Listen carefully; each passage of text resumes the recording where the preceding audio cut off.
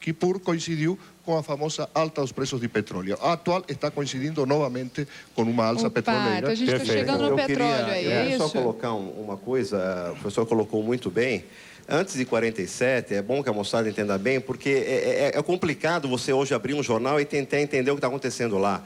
Até 47 existia o povo palestino na Palestina. O que o povo palestino quer hoje, mesmo ele estando limitado a uma região que a gente chama de Cisjordânia e Gaza, ele quer hoje simplesmente ter o direito à paz. Tá bom. Boa noite. Boa noite, meu nome é Aline. A luz que vem do Oriente, ela significa o berço da civilização, que é o lugar em que Jesus nasceu. Que a força divina lá é muito forte. Por que existe tanto ódio em um lugar tão sagrado? Opa! Tá aí bom essa pergunta, viu, no meio dos nossos comentários. Vamos lá. Como é que é o seu nome? Olha, Aline. Aline. Boa pergunta da Aline. Eu posso tentar responder em parte? Diga. Eu conheço muitos judeus árabes, judeus que vieram da Síria e vieram do Líbano. Muitos. E que aqui vieram na década de 50. E todos eles são unânimes em dizer de que quando eles viviam lá, antes de todos esses problemas, viviam numa total e absoluta integração de paz e fraternidade e harmonia. Os problemas políticos começaram a conquistar tudo isso. Eu quero então voltar, se você me permite, Babi, a falar de fraternidade aqui em São Paulo. O que é triste ver é o seguinte, eu quero crer que nossos interlocutores também pensem pela paz como nós. Enquanto nós, a coletividade judaica de São Paulo, temos feito nos nossos Shabat, que é a cerimônia religiosa de sexta-feira, preces pela paz, enquanto nós estávamos pensando e ainda estamos pensando em fazer um ato pela paz em comum, juntamente com os palestinos, nós ficamos muito chocados, principalmente aqueles que viram pessoalmente, chocados e entristecidos, quero crer que radicais palestinos que participaram de uma passeata há 30 dias atrás, que saiu da Avenida Paulista e foi até o consulado americano, onde a tônica das faixas todas eram morte aos judeus. Então, aí eu queria e é isso que eu gostaria de reverter esse quadro. Eu aqui, em público, e até em homenagem à menina que falou aquilo, eu quero convidar nossos colegas a pensarmos num ato comum pela paz. Eu queria saber o que significou essa passeata, essas faixas, o que foi esse manifesto? Eu morei no Líbano 5 anos, quando estourou a guerra civil no Líbano. E meu avô era um líder muçulmano e ele me pôs para estudar na Evangelical Secondary School, em Zahle, no Líbano. Eu convivi com drusos, com maronitas, com judeus. O nosso problema não é religioso. O nosso problema é político e jurídico. É geopolítico? É geopolítico. Opa. Eu não vejo nenhum problema. O Gerson Lerner, a gente talvez já tenha se encontrado em algum momento. O pessoal do Paz Agora, antes do senhor falar em ato, durante a primeira intifada, tivemos com Dom Evaristo Arnes, com Henry Sobel. Nós conversamos há muito tempo. Né? Nós não temos problema algum de fazer qualquer ato conjunto pela paz. Agora, nós não queremos misturar a religião, né, para dividir mais ainda. O nosso problema é simples e, ao mesmo tempo, complexo. É complexo para quem quer confundir as coisas.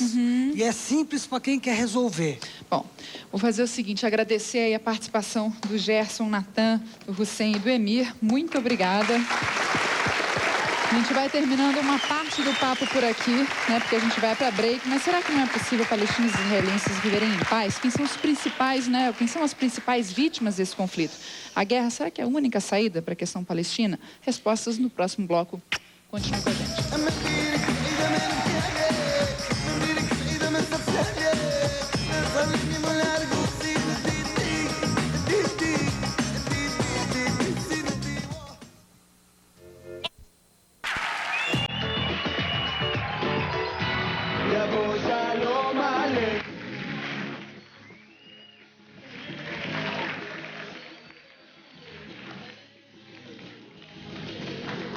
Programa Livre de hoje falando sobre a questão palestina.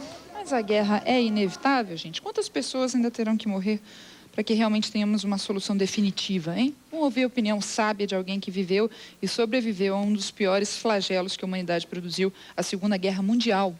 Vamos conhecer um pouco da história da vida, né, do escritor, ativista e sobrevivente de um campo de concentração, o senhor Ben Avram.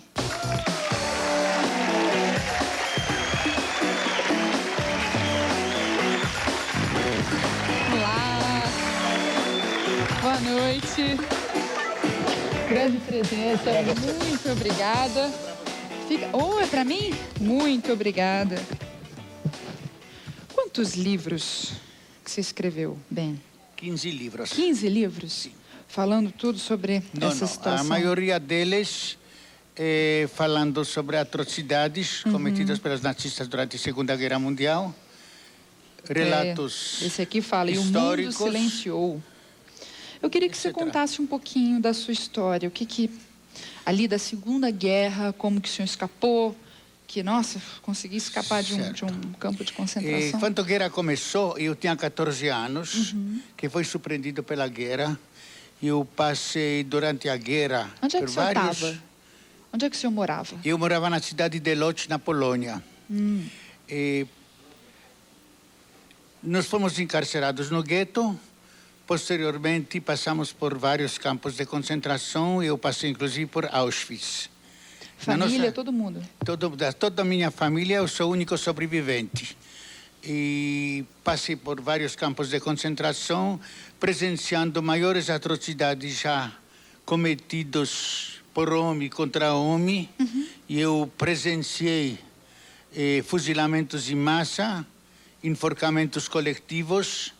Eu vi filas das pessoas despidas esperando na frente das câmaras de gás, entregando-lhes alemães um pedaço de sabão e uma toalha, dizendo que vão tomar banho, mas lhe dou engano, foram todas mortas. A gente pode ver isso na lista de Schindler, né? Pode ver um pouco disso. Não somente disso, na lista de Schindler, inclusive eu produzi um documentário, Nazismo Nunca Mais, que eu dei gratuitamente para vários canais de televisão, esse filme que foi apresentado na rede nacional.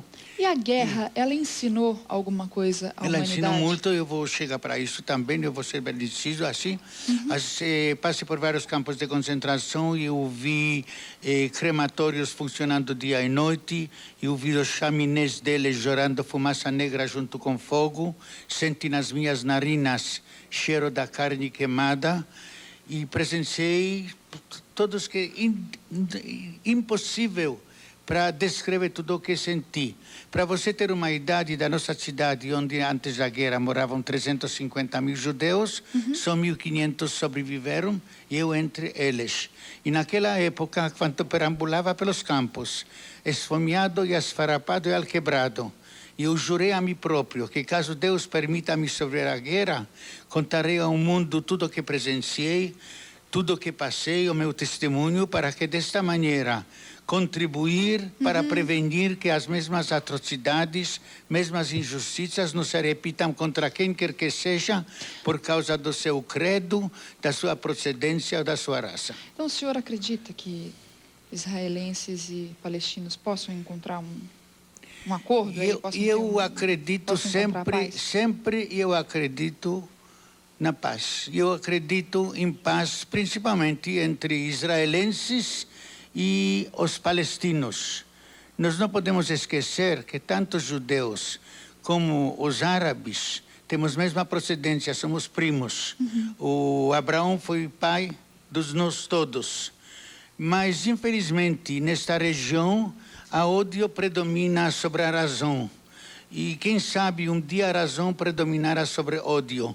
Porque como as riquezas dos países árabes, ricos em petróleo, como a tecnologia de Israel, com imensos territórios em geral de todos os países árabes, porque é bom salientar que Israel não ocupa nem 1/1000 de todos os territórios dos países árabes.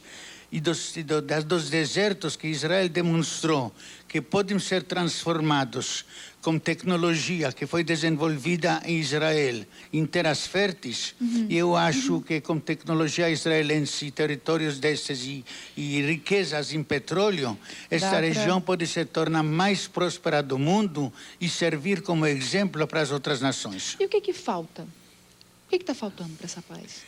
Falta muita coisa que é impossível para entender. Principalmente, não que falta, o que tem demais. Eu acho que o fundamentalismo e extremismo de dois lados estão contribuindo para todo esse conflito. Por causa disso, eu te disse que quanto a razão predominará sobre o ódio que reina nessas terras, eu acho que pode ser achado uma boa solução para que esse problema seja resolvido definitivamente. Porque se são dois povos perseguidos, né, por que eles não se unem? Né? Se tem problemas em comum também, tem interesses conflitantes, mas tem problemas em comum, por que não se unem, né? Bom, para isso todos nós precisamos trabalhar junto principalmente as novas gerações, para a paz e para que reine a paz, e também para a educação. Que, aliás, tanto até o que dos a gente israelenses está fazendo aqui, explicando um pouco, tentando esclarecer um pouquinho, né, para a galera que está aqui no Brasil, exemplo, imagina lá. Por exemplo... Eu vou fazer o seguinte, bom, eu vou ter que encerrar e agradecer ao senhor Ben. Muito prazer ter contado a sua história aqui, muito obrigada. E deixando a mensagem aí, muito obrigada. Nós esperamos que o programa tenha ajudado você a tirar as suas conclusões sobre esse conflito que é antigo, que é sangrento. O importante é que fique registrado que causas políticas, religiosas, culturais, por mais nobres que sejam, não valem a vida de ninguém, seja um palestino, seja um judeu. Gente, a história das guerras é o exemplo aí, e o exemplo de vida, né, como do senhor Ben Avram, nos ensinam aí que o mundo está precisando mesmo de paz. Bom, o Programa Livre volta no próximo bloco e muito mais. Continue com a gente.